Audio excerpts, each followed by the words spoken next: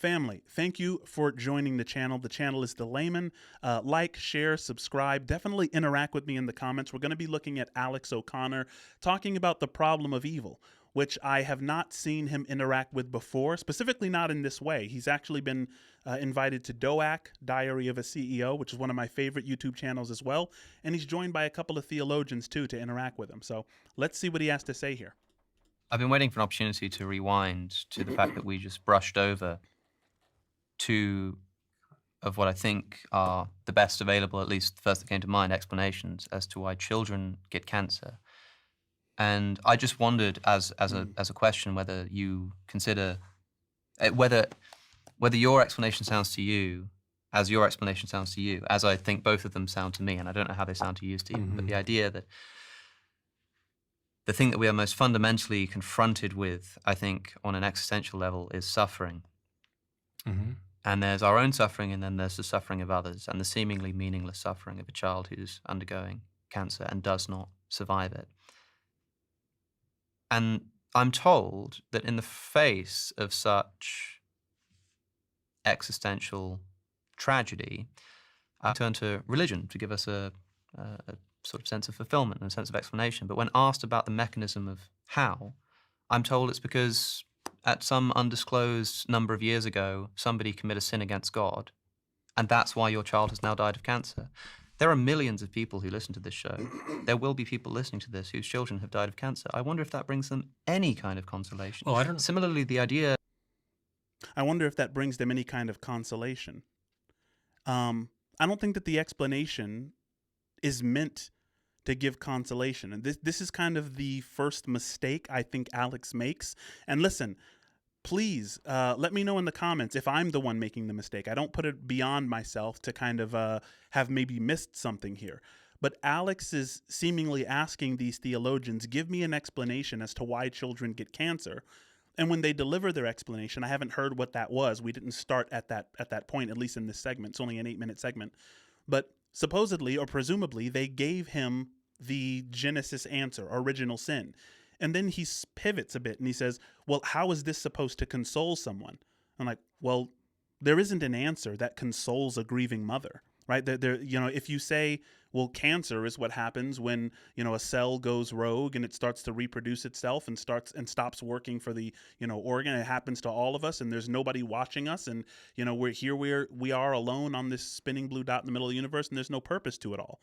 You think that helps a grieving mother have a better day? I don't know if they're the explanation as to why cancer occurs in children is not the same as the methodology for consoling the grieving mother, right? And I think that Alex is kind of making a mistake there. This, whose children have died of cancer. I wonder if that brings them any kind of consolation. Well, I don't. Similarly, the idea that maybe it's some disgruntled angels who didn't want to come down to Earth for too long, and so if anything, you're actually doing them a favor by killing them of cancer. I don't know if that's bringing the kind of fulfillment that people are looking for. What's your answer to that? I don't think I have one, but I don't like people professing that they do have an answer, but when it comes down to it, actually saying something which I think will provide the opposite effect. I kind of respect that response when he says, look, I don't have an answer, but it doesn't mean that I'm keen to make one up, specifically if I think that it's going to have a maladaptive consequence. And I don't mean this personally, I mean as a point of religious explanation. The idea that this is going to bring comfort. Everyone's going to get a chance to respond to this. Sorry. So. The idea that this even approximates an explanation as to why this happens. I would ask you to consider what you find more likely if we assume that we are essentially existing here as accidental organisms just competing in a struggle for survival with no endowed meaning or supervision. What might we expect to find? And I would ask what you would expect to find if we were created with purpose by a loving God who wants us all to come into communion with him, but for some reason thinks it's necessary that we exist in this vale of tears, in this material world first. Well, What would you expect to find?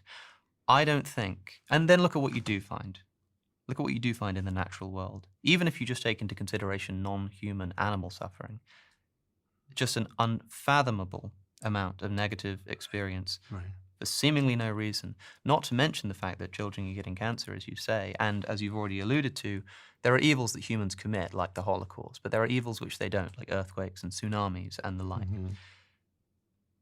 Well, I don't think we would expect to see any of this if we assume that hypothesis. But if we assume that we are just accidentally existing organisms in a struggle for survival, But if we are accidentally existing organisms in a struggle for survival, how does that console the mother? Right? It's like there aren't really words to console a mother whose children have died of cancer. Maybe Alex is saying that, saying that we are accidental beings in a fight for survival against the elements might be more consoling if placed against the background of someone telling you that there is an all-knowing, all-loving God who just did this, uh, for reasons which human beings are not privy to. Maybe Alex is saying that the former explanation has a tendency to console more than the latter, but that isn't borne out by evidence. I mean, I think religion is the opiate of the masses, meaning that when people, I think that when Marx said that, he meant that people turn to religion to console themselves. I think the reason why is because when tragedy happens, you are forced suddenly to sit in silence. And when you sit in silence, the questions that you've been compartmentalizing rise to the surface. Like, what's the meaning of life? What happens after we die? Will I ever see my loved one again? Things like that. So, I don't know. Hypothesis. But if we assume that we are just accidentally existing organisms in a struggle for survival, not only do we explain this, but we also come to expect it. So I think it provides a much better explanation. That is not to say... You know what? I should have let him cook, because now he makes a really good point. I should have just let him finish. What Alex is saying now is that the reason that Alex's explanation might console someone better if we stopped going with the religious explanation is because people, almost like in the days of the Stoics, before they put their child to bed, they would say in their minds, I might lose him to death tonight, right? The Stoics were geniuses at knowing the difference between what they could and could not control.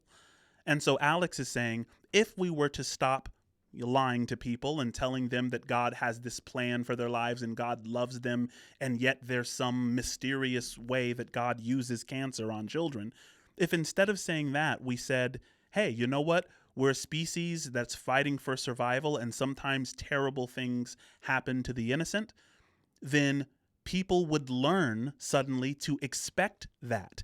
And maybe a few generations down the line, we wouldn't have such pain and trauma because we would understand that there's no omnipotent being out there looking out for us, from whom we can expect some supernatural intervention, right? And so I see his point there. I think that that's an interesting point. To expect it.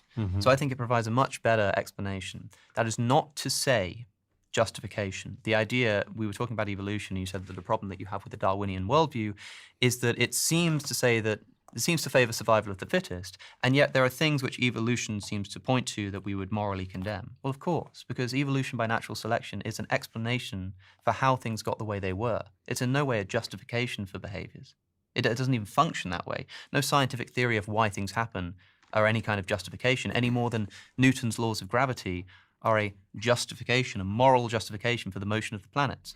See, this is where Alex makes a really good point, and he's starting to cook with gas now, right? He's saying evolution doesn't have agency, so it can't be blamed, right? But if you're positing a God who is an agent, right, who knows the difference between good and evil, and this is one of the reasons that, most mystic traditions, I consider myself a mystic, I would believe in God, but I wouldn't believe that God has agency. I think agency frustrates omniscience. And so I believe that the actions on a fundamental level, or the excitations of the fundamental substance, are spontaneous, right? They're not accidental or intentional. They're spontaneous. And in that way, I think that I'm able to maintain my belief and relationship with God while avoiding this particular problem of evil. Newton's laws of gravity are a justification, a moral justification for the motion of the planets. That's, of course, it's not the case. It's just an explanation. But I just really want to drive home this point, that it has to do more. If you want religious traditions to do what you claim that they do, which is provide existential comfort for people who are suffering, you have to do more in the face of children dying of cancer. Well, You know, I'm interested in what this theologian has been saying, because Alex has been talking straight for like 4 minutes straight. So, you know, hopefully that they don't just allow him to kind of violate the maxim of quantity ad nauseum here. You know, let's give the other guys a chance to talk. But I do think that Alex is kind of falling into, because I still do believe most people are comforted by religion, right? Funerals happen in churches. People are consoled by pastors and congregations, and atheism and humanism has not done a great job so far in providing a non-religious alternative to the grieving.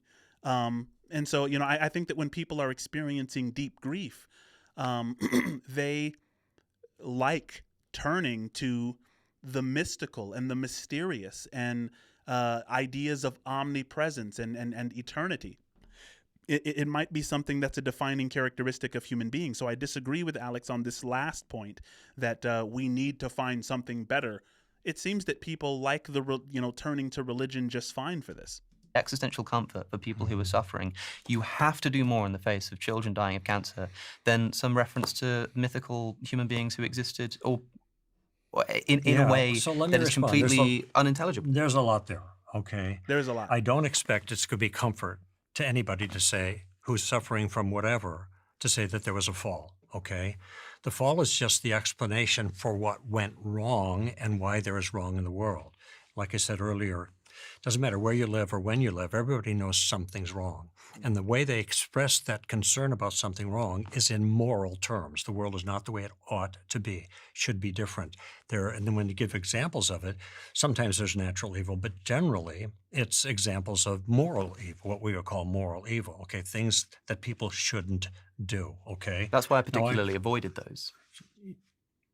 No, right. You didn't include any examples. But the implication is, and this is where, Richard Dawkins' famous statement that this is exactly the kind of world we'd expect if there was at the basis, no design, no justice, no evil, no good, nothing but blind, pitiless indifference. Well, I actually think this isn't the world that we find, the one he just described. Yes, it's a world filled with suffering, and there's a way of explaining that, which you just did. There's also another way of explaining it that has a solution. Okay.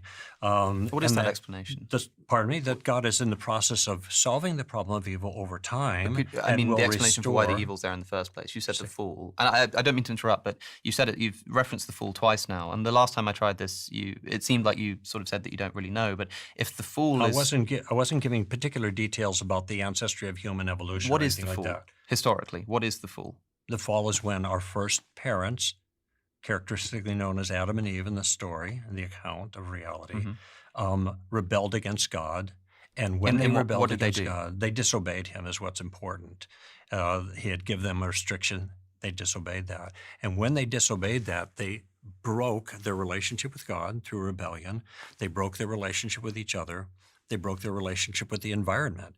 Yuval Noah Harari, who I believe is an atheist agnostic, correct me if I'm wrong, in his book Sapiens, I think he has a chapter called The Fall, and he regards our fall as man's no longer being merely an animal, something to do with the amygdala, like motivated expectation evolving to where we can sacrifice our relationship with the present for a relationship with the future, right? And suddenly we become self-conscious, right? And when man becomes self-conscious, we want to amass to ourselves, way too many resources, and we want to protect our resources from those of other people, and it all kind of went off track from there. So according to Yuval Noah Harari and others, the fall represents man becoming self-conscious, however that happened.